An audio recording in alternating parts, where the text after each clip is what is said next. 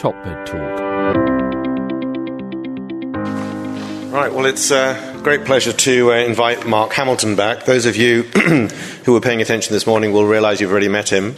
Those of you who had a momentary lap of consciousness, he's also from St George's and is an honorary senior lecturer and consultant there and involved in quite a number of QI initiatives around the NHS and executive, and also happens to be co-director of EBPOM as well. So without further ado...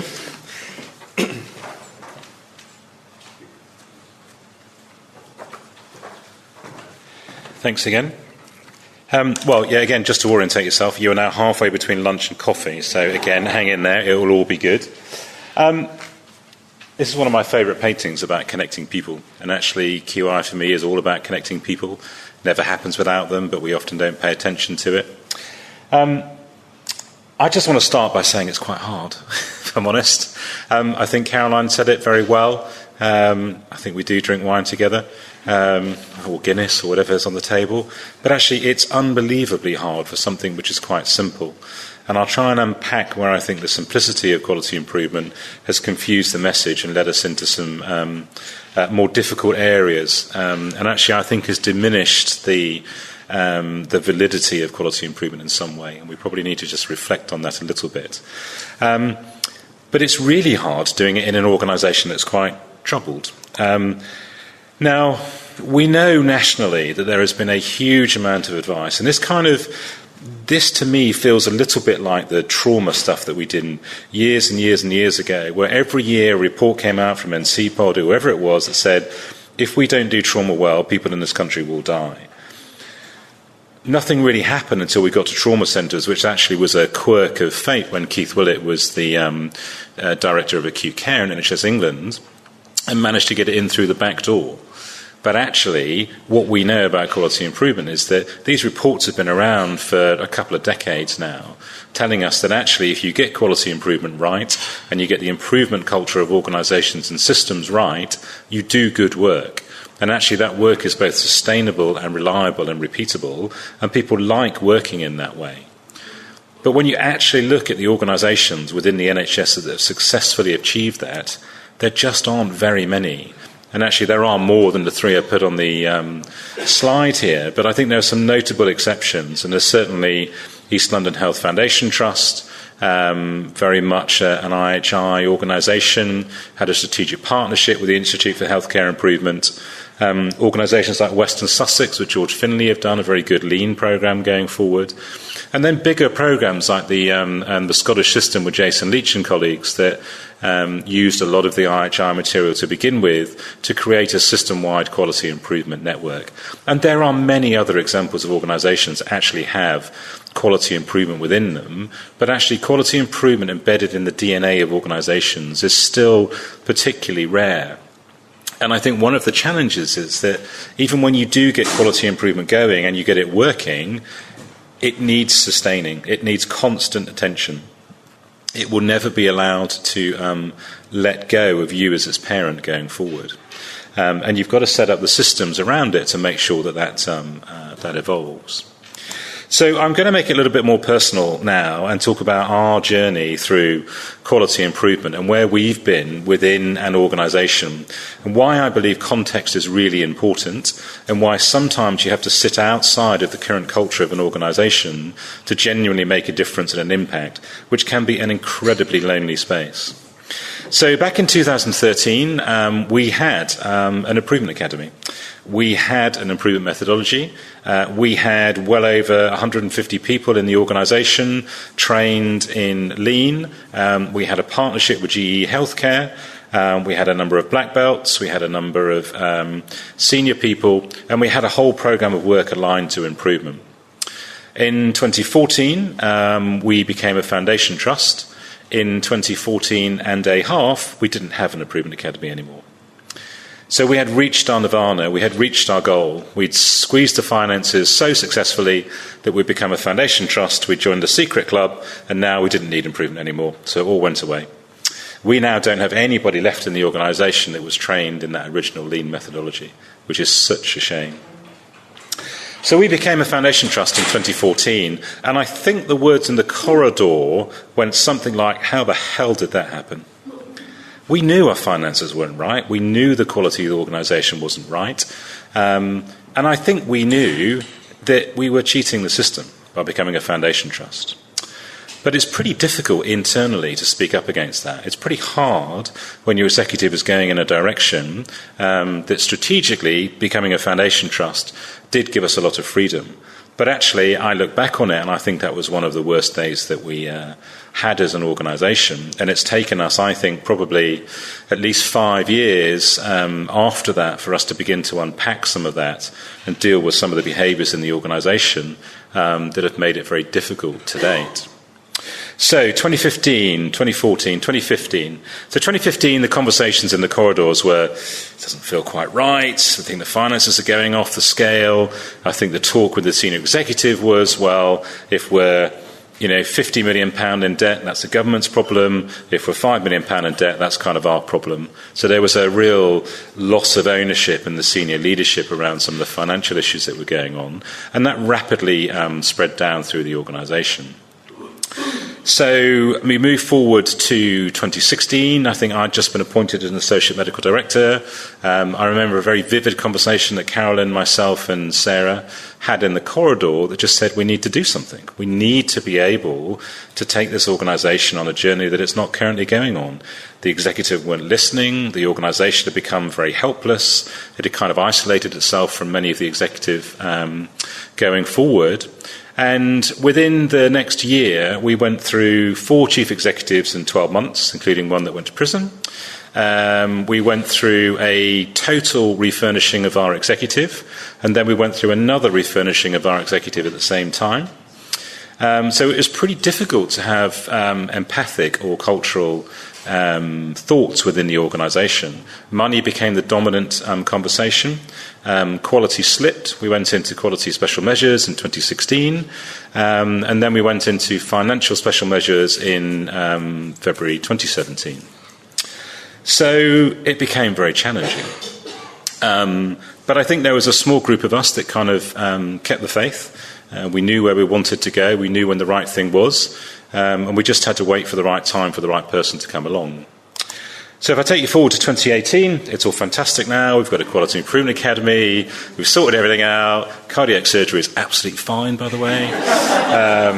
It all feels great, doesn't it, Caroline? We're having a great time. And the reality of that is, of course, that's a complete lie, because actually where we are is we're kind of here. We're kind of just beginning again. So we've been at this probably for a couple of years now, and if you go back and you talk to those organisations like East London Health Foundation Trust, and I spent quite a lot of time with them when I was trying to understand how we could make this happen, their journey is 6 or 7 years before they even got to anywhere where they could begin to say, do you know what, we believe in ourselves and we can tell the world that we're a continuously improving organisation. And even then, they are constantly adjusting and nurturing their system going forward. But they're a really good example of this takes time. So within our context of our organisation, time is something that the organisation wasn't prepared to give us. So we had to wrestle that time by being pretty belligerent and resilient around the right thing to do. And some of that was building the right conversations, one step at a time, building culture with a conversation that's meaningful and just. And that doesn't always happen in the executive corridors. Our executives found quality improvement quite insulting. I think the words I heard were, well, what the hell do you think we've been doing for 10 years around here? We're always improving stuff all the time. We're always improving quality. And it became a very kind of defensive mechanism for people that had come to an organisation to rescue it in a very traditional heroic leadership fashion and didn't really want to hear about this internal story that we had going on. And it's been a very difficult fight for us to get it in. But our recent chief executive has been very much more positive about it. So we now have a strategic partnership. Because we've been naughty, we've got some money from NHS Improvement. Thank you very much, NHS Improvement, to have a strategic partnership with the Institute for Healthcare Improvement. That's been very useful for us, not only because NHSI gave us the money, so they want to see the return on investment, but also it's allowed us to have a slightly external stakeholder look into the organisation, and they call it being the grit in their oyster. That's probably because they're from Boston. I think it's just being the pebble in your shoe, just to make you feel a bit more uncomfortable than you need to be now and again. We are definitely building some momentum. We're building infrastructure. And two of the things at the bottom of that slide that we're paying attention to most of all are trying to make sure that the psychological safety is correct, and also that when we can achieve joy in work, we deliberately make that something that we go after because we think it's really important. We've kind of got a portfolio of projects going on at the moment where we've been building teams through very specific pieces of education, spending 3 or 4 days together, spending a couple of days together, teaching them the basics of the methodology going forward. And these range from changing our nutritional setup into very kind of I can't remember how many nutritional feeds we had, but it was something like 250 different types of feeds in the hospital. Half of them were out of date, we didn't know where they were going, and actually the dietitians have done a brilliant job in terms of rationalising that and looking at that whole delivery piece with pharmacy, and it's created some great conversations. And actually a lot of these people have become our pathfinders. They become the people that now really believe in quality improvement and are very evangelical about it internally, and we're working very hard to support this group of people going forward. But again, being really honest, are we on the left-hand side or the right-hand side of that curve? I think we're just in the innovator stage at the moment. I think we could probably say we've got some early adopters, which is great. The chasm I see before us is actually getting all of our executive in to own this journey and making sure that they, and particularly our non-executive directors on our board, really own this journey too. Because if they don't own that journey with us, we won't be able to do it internally. It will never work. And that's a much more difficult challenge than I thought it would be, first of all. And we're having to change our theory a lot as we go forward. And I'll talk about that when I come to the cultural piece later on. But there are some valuable lessons for us that we've learned. And I think for me, we always had a plan. So this was a rough sketch that I think Karen and I drew in early 2016, late 2015, saying actually we need to collect education about systematic methods with the work that needs to be done, with the reason why we need to do it, and then push the envelope and publish in the research space so people can see some visibility about what we're doing. And we need to connect that in a very visible way. And we always came back to this, I think, as a little bit of a guiding sketch to take us on that journey. But I think we made some mistakes, and I think where we've made the mistakes, and I alluded to this at the beginning of the talk, is that we did concentrate on the tools, we did concentrate on the methodology, and a lot of our executive in particular took it away that this was really simple, just get on with it. Why aren't you doing it? It's a set of rules, a set of tools, just do it. And actually, I think that's done a little bit of disservice to us getting quality improvement moving forward. And whether it's Lean or IHI or Six Sigma, I don't actually think in the grand round any of the improvement methodologies matters what you use. And actually, if you're sophisticated, you should be using a blended mix of these methodologies in any case, because not all of them are suitable for the task in hand. But it made our elevator pitch very difficult. Because it didn't have the gravitas it needed for people to get on board and understand what it was going to be. And I think Marjorie God from the Dartmouth Institute put it very well, that quality improvement is 20% technical and 80% non-technical. And I think what she means by non-technical is very much culture. And I think that's where the work is. And often we shy away from the cultural piece because it's really difficult. We don't quite know how to do it, we don't know how to progress it, we're not great at measuring it, so if we can't measure it, how do we know it's getting better? But actually I challenge that because I think we can do it. And culture is a microcosm of a conversation at a time. Just culture comes from having the right conversations and listening to people and responding in the right way. And those are the things that we can change individually going forward, but we need to collectively work out as an organisation by making that transparent and visible to the organisation that that's what we're doing. A really nice paper from Joy Furnivall earlier on this year, assessing when people assess the capability of organisations in terms of their readiness for improvement, when you look at it, and I'll show you a blown up one of these in a minute, is very heavily biased towards a kind of strategy and processy bits of looking at organisations to say, have you got these bits in place? But when you look at it more, and this is the CQC one, you'll see a total absence on the organisational culture side of whether people can assess the capability or whether culture is ready for people to do improvement or not. So, does anybody know the Google story? The Project Aristotle story? I've got the microphone. Shall I tell a bit of it? So Project Aristotle. Google is supposed to be the best organisation to work in, and I think it has been for the last 4 or 5 years running. They've always been very, very insightful about how they use data. They've always been very curious about how you use data in a very, internally open, externally, another question. But actually, they've really understood why their teams work. And they did a project called Project Aristotle over about 4 years, where they looked at the characteristics of teams that performed really well. And do you know, clearly you know, but did anybody else have a guess about the number one reason that teams performed well? There's the mutterings. They got on. Yeah, perfect. Anything else? Psychological safety. So lots of them, even if they were friends and got on, didn't mean to say they were a highly performing team. But if they had psychological safety, it was the number one thing that identified high-performing teams in the organisation. And for them, psychological safety was the way they talked to each other and the way they felt they were listened to by their colleagues. Just dropping underneath that are 2 to 5 in terms of where they think successful teams were. And they've begun to create some of those structures now to understand some frameworks around psychological safety, to systematically build some of those cultures into teams going forward. And these are all available on the web. Reworks is a really good site to look at if you want to have a look at it. What else makes us good? Has anybody read this book by Honorary's book, Sapiens? So we're quite good at telling stories. You know, we can sit around in the bar in the evening and have a beer and we'll tell a good story.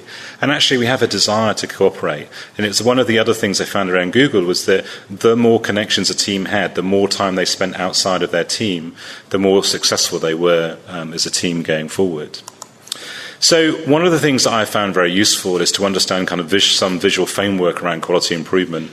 It's part of our elevator pitch and a bit that we can take to the executive to get people to believe. And this safe, effective, reliable framework from the IHI has been really valuable. And if you break it down into colours, yellow is culture, orange is culture, grey is the learning system, and the intersect of the two is leadership. And it provides a very nice framework to have a conversation around culture, learning and leadership with people. And it has helped us define some of our work. Some people prefer to look at it like this, as an interwoven fabric of all of those pieces, such as psychological safety, leadership, transparency, accountability, etc., running through. It doesn't really matter which way you want to look at it. It's just a useful thing to come back and evaluate yourself against when you start to do pieces of work, and understand what's missing from your bits of work when you go forward and try and do it. The really nice piece I liked is that you can measure culture well. And actually there's a tool called SCORE that Alan Frankel runs in his Safe and Effective healthcare organisation that looks at measuring culture. And what you see on the green side there, at the bottom, lower numbers are better numbers. So the people that scored better in this cultural survey had significantly better outcomes at the bottom in terms of it being a good place to work or for their patients. And again, this is the same graph, just in a different way. If you had... this was time between wrong site surgery, and if you had high psychological safety on the right-hand side, you had a significantly longer time without having a surgical mishap. And you can predict when you do things like SCORE how good a culture is going to be and how some of those teams are going to perform, and you can measure the progress against time. And there are organisations that do this and look at these as red flags to understand when the culture is deteriorating enough that they think that they need to go in and intervene with those teams. So I think really just to summarise for me, leadership and QI, I think there are 4 essential qualities. I think they are both context, they are your personal development as a leader, they are definitely your technical piece, but I don't think that's a huge part of it, and I think they are the relational bits. And if you get those right, you have to be agile in what you do, and you have to be unbelievably resilient. And there are lots of techniques to help you be resilient, and a lot of that is around our networking and the way we are as human beings, and finding like-minded colleagues. And if you believe in what you do, you will be able to go ahead and move an organisation in the right way. This is a really lovely quote from Alan Frankel that I really like, that tells me, I think, what leading QI is all about. I really like the term stewardship. I think it's correct. And actually being a steward of a cultural and learning system for me is what being a leader of QI is all about. And it is a journey, and it is one step at a time. So thank you. Nick Majerison here. Thanks for listening to Top Med Talk. Now, before we let you go, it's important that we remind you to subscribe to Top Med Talk. That way you'll never, ever miss another episode. Also, if we could encourage you to join us on social media, Twitter, Facebook, LinkedIn, YouTube, pretty much every single social media platform, we're there. Join us. And finally, check out topmedtalk.com.